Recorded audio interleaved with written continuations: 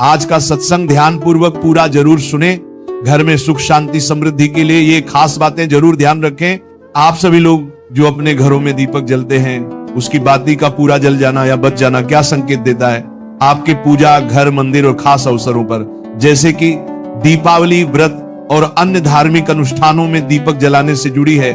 क्या कभी सोचा होगा या देखा होगा कि जब आप दीपक जलाते हैं तो वो आपके जीवन में कौन से संकेत दे रहा है? क्या आपकी दीपक की बाती पूरी तरह से जल जाती है या वह अधजली रह जाती है? और क्या दीपक की बाती पर फूल बनने का क्या अर्थ क्या होता है? क्या आपको पता है कि पहले से जले हुए दीपक में बाती जलाना आपकी परेशानियों का कारण हो सकता है या नहीं? और कितने समय तक, कितने सालों तक एक ही दीपक का उपयोग करना शुभ माना जाता है या अशुभ?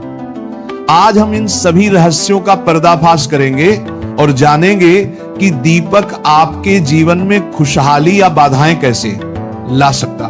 तो भक्तों, आपको जानकर हैरानी होगी कि आप अपने पूजा घर के मंदिर में दीपक जलाते समय अगर ये गलती करते हैं तो आपको इसका परिणाम जरूर भुगतना ही होगा।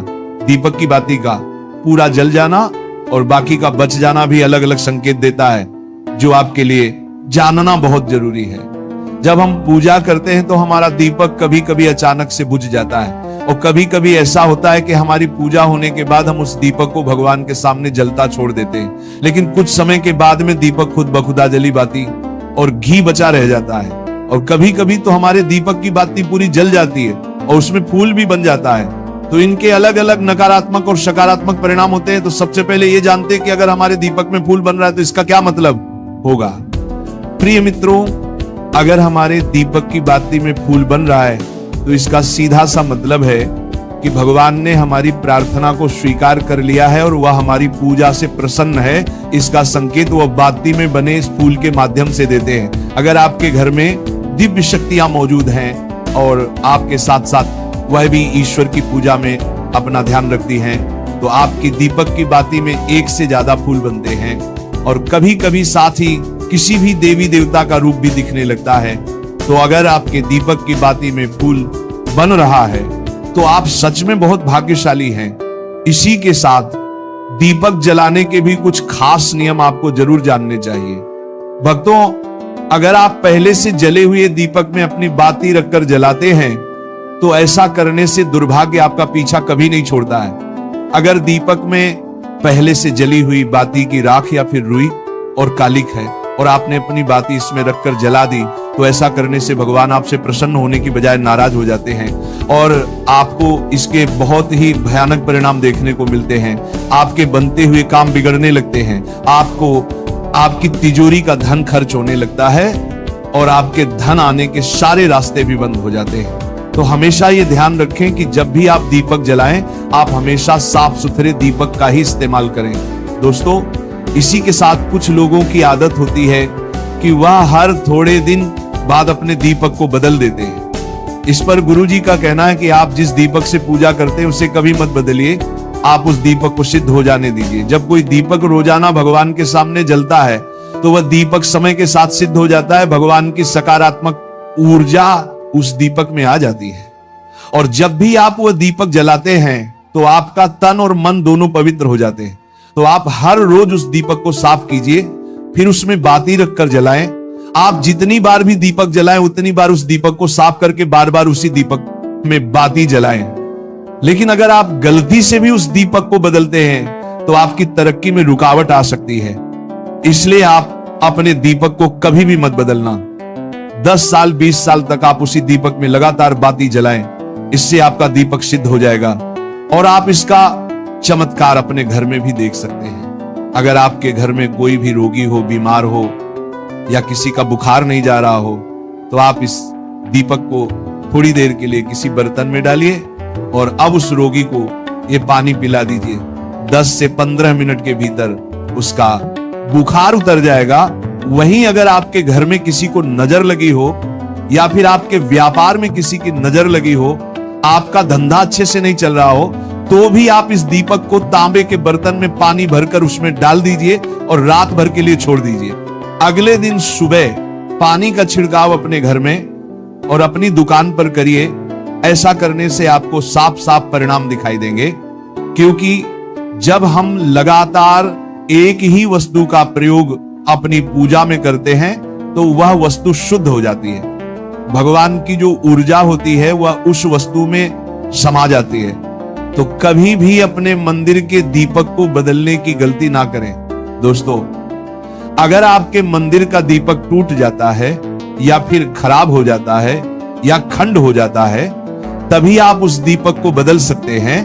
लेकिन फिर भी आप उस दीपक को ना फेंक, बल्कि इसे अपने घर में संभाल कर रखें, क्योंकि यह भगवान की सकारात्मक ऊर्जा का भंडार होता है। वहीं अब आपको यह भी बता देते हैं कि अगर आपके दीपक की बाती पूरी नहीं जलती है और आपके दीपक में घी बच जाता है तो इसका क्या परिणाम होता है। सबसे पहले ये देखिए कि अगर आप किसी भी पेड़ पौधे की पूजा कर रहे हैं और पूजा में जलाया हुआ दीपक पूरा नहीं जलता या फिर उसमें घी बच जाता है, तो इससे आपके घर में बीमारियां घर बना लेती हैं और ये बीमारी कभी भी आपका पीछा नहीं छोड़ेगी।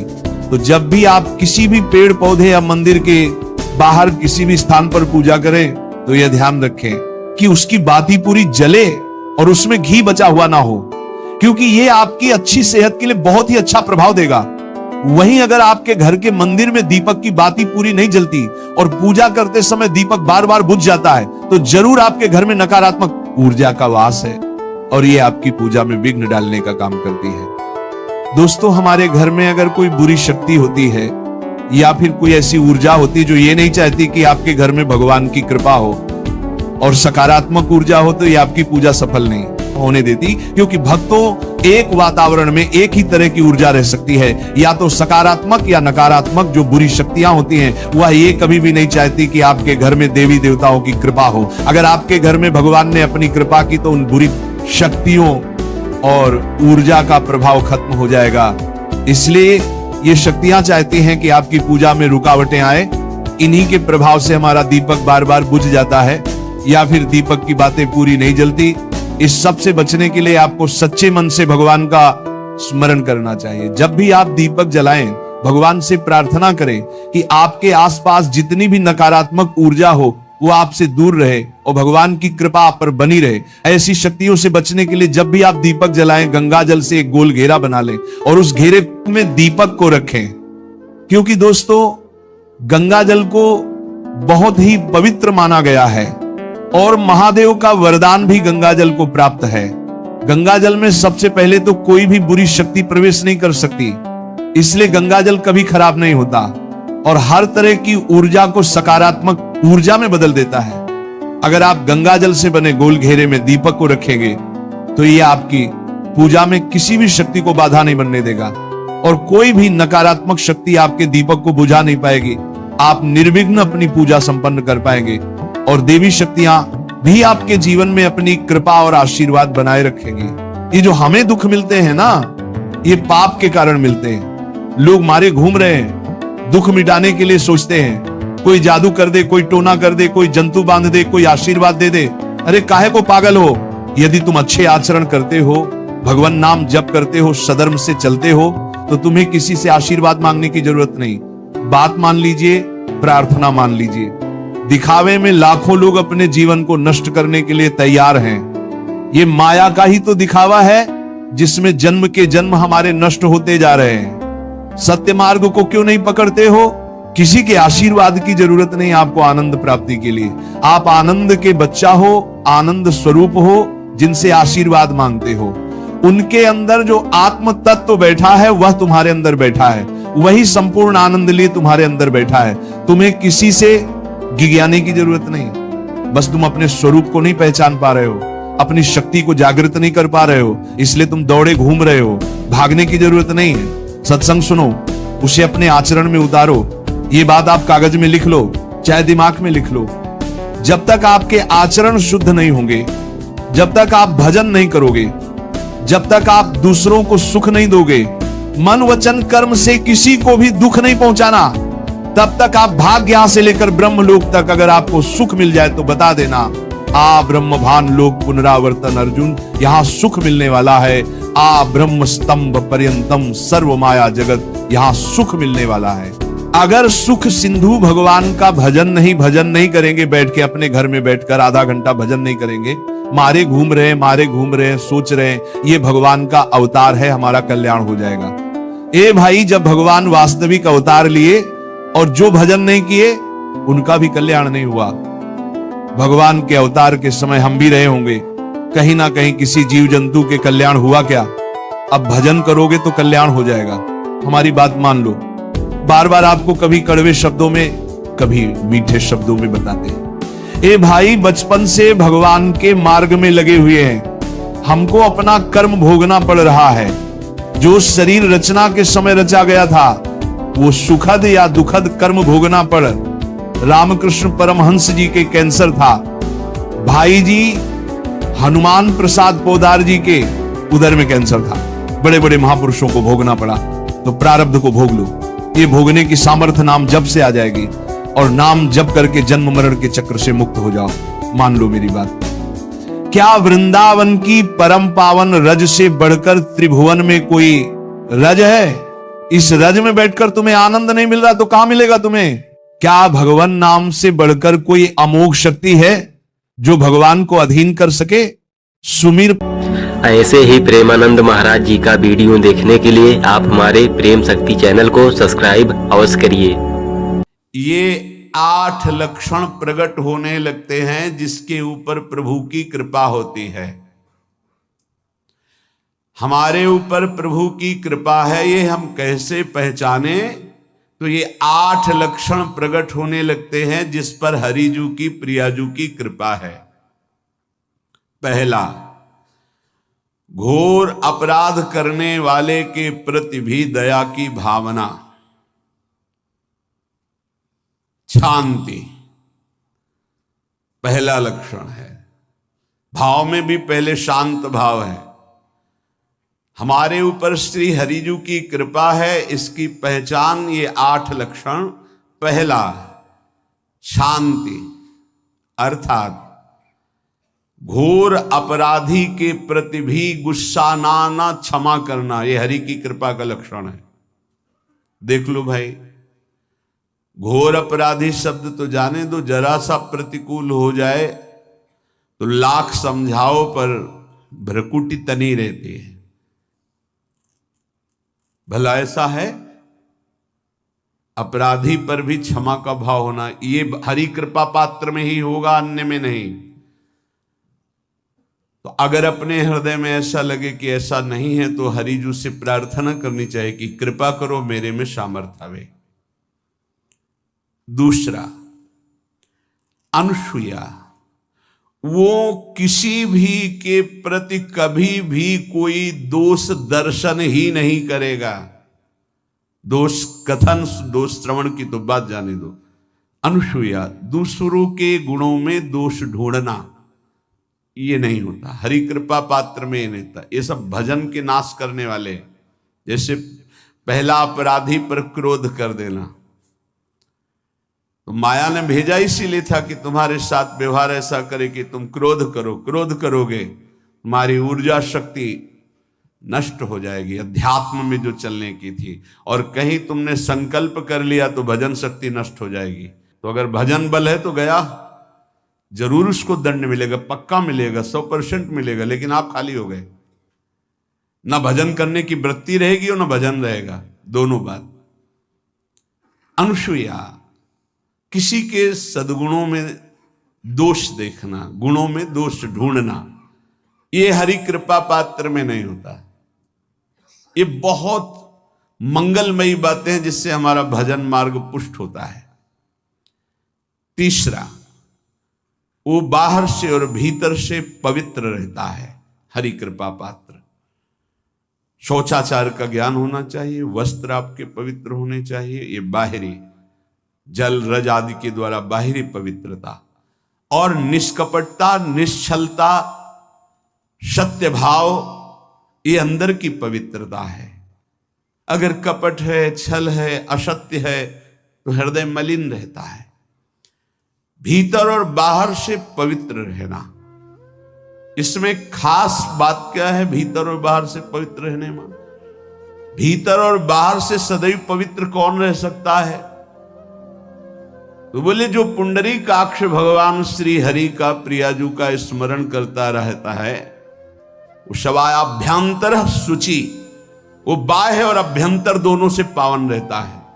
तीसरी जो कृपा का लक्षण है अर्थात वो सदैव भगवत चिंतन परायण, शौचाचार का पालन करने वाला, बाहर और भीतर से हरि कृपा पात्र पवित्र रहता है। चौथा, ऐसे कार्यों का अनुष्ठान न करे जिनमें हमारा भजन छूटता है, जिनमें सत्य छूटता है, जिनमें भगवत भाव छूटता है। जैसे आपके ऊपर कृपा हुई, आप भगवत मार्ग में चल रहे हैं, अब आप ऐसे संसारिक कार्यों का अनुष्ठान कर रहे हैं जिनमें आपकी चित्तवृत्ति बिल्कुल भगवत विमुख हो रही, तो जीवन का लाभ क्या होगा? लाभ तो है भगवत स्मरण से ही। जैसे कल एक ने प्रश्न किया कि मैं खाता तो नहीं लेकिन मांस के दुकान में मांस बेचता हूं, होटल आदमी, क्या उचित है? ये उचित कैसे हो सकता है? तुम और भी तो व्यापार कर सकते हो। जरूरी है धर्म का पालन करने की इच्छा करते हो, धर्माचरण करते हो, ऐसा नहीं। तो विरत बहुकर्मा, उन कर्मों से हमें विरत रहना है जो हमारे धर्म के विरुद्ध है, जो भजन के विरुद्ध है। हरि कृपा पात्र ऐसे कर्मों का अनुष्ठान कर ही नहीं सकता। अपने भजन का फल देखना भगवत कृपा पात्र के सबको प्रदान कर देना। हिम्मत है? अपने भजन, इतनी मेहनत से किया हुआ भजन, भजन होने के बाद हे प्रभु इस भजन का फल हो, सर्वे भवन्तु सुखिना सर्वे सन्तु निरामयः। यहां तो कहते महाराज एक माला रोज आपके लिए करता हूं कि आपकी बीमारी ठीक रहे, तो शेष किसके लिए करते हो प्रभु? शेष क्या? अगर इष्ट और गुरु के लिए तुम्हारा है कि एक माला करते तो फिर इतनी माला करते तो हमें क्या होगा? सब आपको दे देंगे तो हमें क्या होगा? तभी भजन का रहस्य नहीं जाना। छठवां, अपने भजन से अपने लिए कुछ भी ना चाहना और दूसरों की तो बात जाने दो, दूसरों से कुछ ना चाहना ये तो ठीक है, अपने भजन से अपने लिए कुछ ना चाहना है हिम्मत। देखो ये हरि कृपा पात्र में हिम्मत होती है। अपना भजन अपने प्रयोग में ना लाना, इसका भी आंतरिक रहस्य है। अपने प्रयोग में आप शरीर को लेकर के बोलेंगे, अगर स्वरूप को लेकर तो प्रयोग की कोई वहां जरूरत ही नहीं, स्वरूप पूर्ण काम है, वहां कोई अभाव नहीं। जब आप कोई भाव अपने लिए करेंगे तो देह भाव होगा, देह भाव से किसी विषय की मांग होगी। विषय पूर्ति भजन का फल नहीं होता, भजन का फल होता विषय निवृत्ति। बहुत जोर की बात है, कैसे समझ जाए? अपने भजन का भी फल अपने लिए नहीं, दूसरों से कुछ चाह रखना तो बात ही जाने दो, भजन से भी कोई अन्य सुख की चाह नहीं हुई। क्या चाहिए? भजन ही बनता रहे, भजन का फल भजन बनता रहे, खूब निरंतर जप करते रहे। सातवां, किसी भी मान सम्मान कीर्ति पद प्रतिष्ठा के मिलने पर हृदय का असंतुष्ट हो जाना, यह हरि कृपा पात्र का लक्षण होता है। प्रणाम नमस्कार जय हो तो हृदय में असंतुष्ट हो जाना चाहिए। कोई किंचन मात्र अभिमान न उदय हो जाए। प्रभु बचाओ, ये माया की चकाचौंध से बचा लो नाथ। कौन सा अपराध बन गया कि आपकी जय की जगह यहां हमको ऐसा सुनना पड़े। मान प्रतिष्ठा कीर्ति जिसके लिए बड़े बड़े लालायित रहते, हरि कृपा पात्र को विष की तरह चुभती है। और आठवां, किसी भी प्राणी समुदाय से संबंध ना रखते हुए सब पर दया की भावना, सब पर कृपा की भावना, सब पर करुणा मैत्री पर किसी से ममता नहीं। ये सूत्र बहुत व्यवहार में प्रयोग करने योग्य है। सबसे करुणा और मैत्री पर किसी से ममता नहीं। करुणा तो करी भरत जी ने, मैत्री भी की मृग से, पर ममता रहित नहीं रहे। ममता कर ली तो अगला जन्म हिरण का हो गया। ममता नहीं रखी। निर्ममो निरहंकारा। करुणा मैत्री तो करनी है, जैसे इसमें आदेश है, गीता में जी आदेश है, अद्वेष्टा सर्वभूतानां मैत्रः करुणैव च, पर निर्ममो निरहंकारा, ये साधक की चतुरता है। प्राणी मात्र पर दया, कृपा, करुणा, मैत्री, पर ममता नहीं। ममता किसी से, और यहां करुणा मैत्री ये तो गायब हो गई, केवल ममता रह गई है। अपने शरीर से ममता, शरीर संबंधियों से ममता, विषय भोगों से ममता, यही जहर है। संबंध में ये ममता ही जहर है, विचारों में अहंकार जहर है, कर्मों में ये आसक्ति जहर है। इसी जहर को मिटा दे तो जीवन मुक्त महापुरुष कर्म करते हुए, विषय सेवन करते हुए, वार्ता करते हुए, विचार करते हुए, बिल्कुल जहर रहित तो उसका जीवन हो गया। तो ये 8 बातें हरि कृपा पात्र में होती हैं, इनको बार बार सुनना, हृदय में धारण करना।